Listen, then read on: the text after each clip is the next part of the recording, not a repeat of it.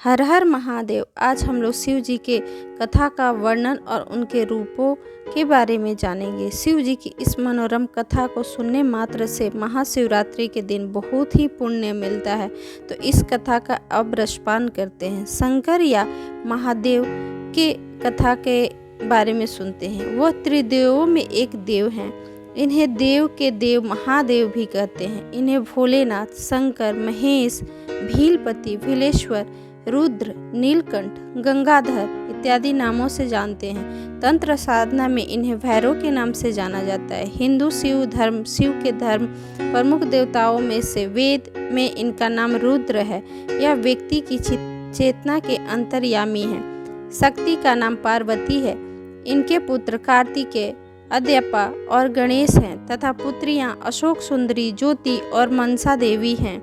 ये सारी शिव अधिकतर चित्रों में योगी के रूप में देखे जाते हैं और उनकी पूजा शिवलिंग तथा मूर्ति दोनों रूपों में की जाती है। शिव के गले में नाग देवता विराजित है और हाथों में डमरू और त्रिशूल लिए हुए हैं। शिव कैलाश में उनका वास है। यह शैव मत के आधार से इस मत में शिव के साथ शक्ति सर्व रूप में पूजित हैं। शंकर जी का संहार का देवता भी कहा जाता है। शंकर जी हमेशा शंकर के सौम्य आकृति एवं रौद्र रूप दोनों के लिए विख्यात है। इन्हें अन्य देवों से बढ़कर माना जाता है। इन्हीं कारण से इन्हें महादेव भी कहा जाता है। महादेव शिव हैं। त्रिदेव में भगवान शिव संहार के देवता भी माने जाते हैं। शिव अनादि तथा सृष्टि प्रक्रिया के आदि स्रोत हैं और यह काल महाकाल ही ज्योतिष शास्त्र के हैं। शिव का अर्थ यद्यपि कल्याणकारी माना गया है, लेकिन वे हमेशा से प्रलय और लय दोनों को अपने अधीन किए हुए हैं। रावण, सन्नी, कश्यप, ऋषि आदि इनके भक्त हुए हैं। शिव की सभी समान दृष्टि से देखते हैं, इसीलिए उन्हें महादेव भी कहा जाता है।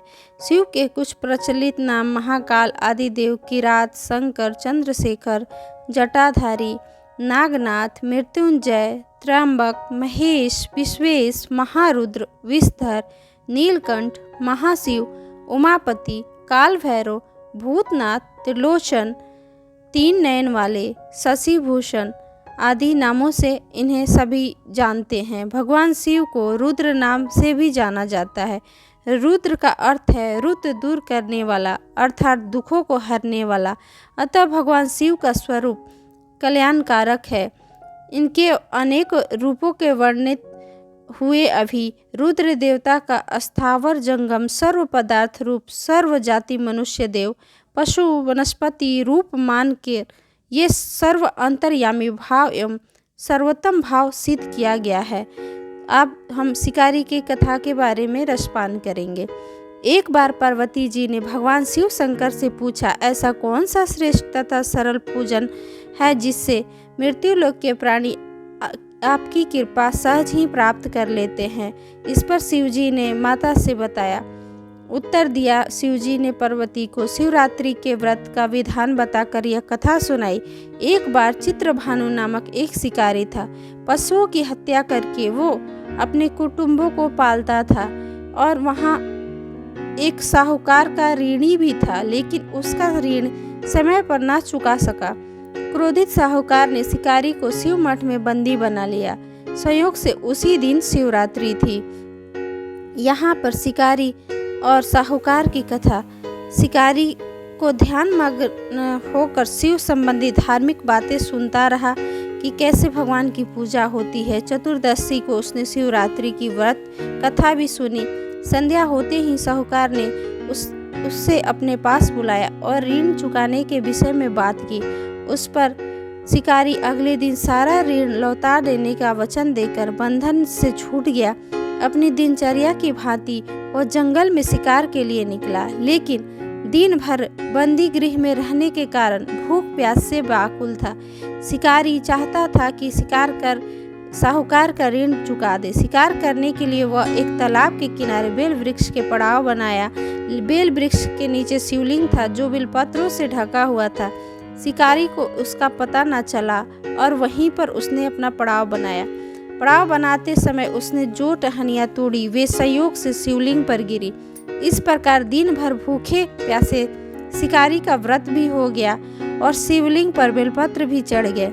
एक पहर रात्रि बीत जाने पर एक गर्भिणी मृगी तालाब में पानी पीने पहुंची।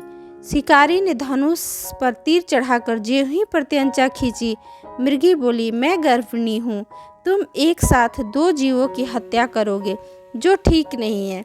मैं बच्चों को जन्म देकर शीघ्र ही तुम्हारे समक्ष प्रस्तुत हो जाऊंगी, तब मुझे मार लेना। इस पर शिकारी ने प्रत्यंचा ढीली कर दी और मृगी जंगली झाड़ियों में लुप्त हो गई। कुछ ही देर बाद एक और मृगी उधर से निकली। शिकारी की प्रसन्नता का ठिकाना न रहा। समीप आने पर उसने धनुष पर बाण चढ़ाया और वहाँ थोड़ी देर पहले ही ऋतु से वह निवृत्त हुई थी। कामतुर विरहिणी और अपने प्रिय की खोज में भटक रही हूँ। मैं अपने पति से मिलकर शीघ्र ही तुम्हारे पास आ जाऊंगी। ऐसा कहकर वो हिरणी भी वहाँ से चली गई और शिकारी उसे जाने दिया। 2 बार शिकार खोकर भी उसका माथा ठनका। वह चिंता में पड़ गया। रात्रि की पहर बीत रहा था, फिर भी वो शिकारी ने उसे भी जाने दिया था। तभी एक अन्य मृगी अपने बच्चों के साथ उधर निकली। शिकारी के लिए यह स्वर्णिम अवसर था। उसने धनुष पर तीर चढ़ाने में देर नहीं लगाई।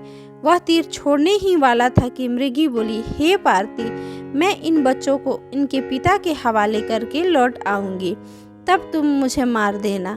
ऐसा कहकर उसे भी वो शिकारी जाने दिया और मृगी अपने पति के पास गई। इस समय मुझे शिकारी हंसा और बोला, सामने आए शिकार को छोड़ दूं, ऐसा मूर्ख नहीं हूँ। इससे पहले मैं 2 बार शिकार को खो चुका हूँ। मेरे बच्चे भूख प्यास से तड़प रहे होंगे। यह संवाद शिकारी और मृगी के बीच हो रहा था। उत्तर में मृगी ने फिर कहा, जैसे तुम्हें अपने बच्चों की ममता सता रही है, ठीक वैसे ही मुझे भी, इसीलिए सिर्फ बच्चों के नाम से मैं थोड़ी देर के लिए जीवन दान मांग रही हूँ। ऐसा कहकर मृगी ने उसे समझाया। मृगी का दीन स्वर सुनकर शिकारी को उस पर दया आ गई। उसने उस मृगी को भी जाने दिया। शिकारी के अभाव में बेल वृक्ष बैठा शिकारी बेलपत्र तोड़ तोड़ कर नीचे फेंकता जा रहा था और वो शिकार नहीं कर पा रहा था, क्योंकि अनजाने में वो व्रत धारण कर चुका था। शिकारी ने सोच लिया कि इसका शिकार अवश्य करूंगा। शिकारी ने फिर प्रत्यंचा चढ़ाई। देखकर मृग विनीत स्वर में बोला, हे पार्थी भाई, यदि तुमने मुझे पूर्व आने वाली 3 मृगियों तथा छोटे छोटे बच्चों को मार डाला है, तो मुझे मारने में विलंब न करो, ताकि मुझे उनके वियोग में एक क्षण भी दुख न सहना पड़े। मैं उन मृगियों का पति हूँ। ऐसा कहकर मृग ने शिकारी को बताया। फिर शिकारी, यदि तुमने उन्हें जीवन दान दे दिया तो मुझे कुछ क्षण ही जीवन देने की कृपा करो। मैं उनसे मिलकर तुम्हारे समक्ष उपस्थित हो जाऊंगा। ऐसा मृग ने शिकारी को बताया। फिर शिकारी भी उसे जाने दिया। मेरी मृत्यु से अपने धर्म का पालन नहीं कर, अतः जैसे तुमने उन्हें विश्वास पात्र मानकर छोड़ा है, वैसे ही मुझे भी जाने दो। मैं उन सब के साथ तुम्हारे सामने शीघ्र ही उपस्थित होता हूँ। ऐसा कहकर मृग भी वहाँ से चला जाता है और शिकारी उसे जाने देता है। इस सामूहिक प्रेम भावना को देखकर शिकारी को बड़ी ग्लानि हुई। उसके नेत्रों में आंसुओं की झड़ी लग गई और उनके आंखें डगमगा गई, डबडब हो गई। उस मृग परिवार को न मारकर शिकारी ने अपने कठोर हृदय को जीव हिंसा से हटा सदा के लिए कोमल एवं दयालु बना लिया और वो हिंसक पशुओं को मारना छोड़ दिया, हिंसा करना छोड़ दिया। देवी देवताओं ने पुष्प की वर्षा की, तब शिकारी तथा मृग का परिवार मोक्ष को प्राप्त हुआ।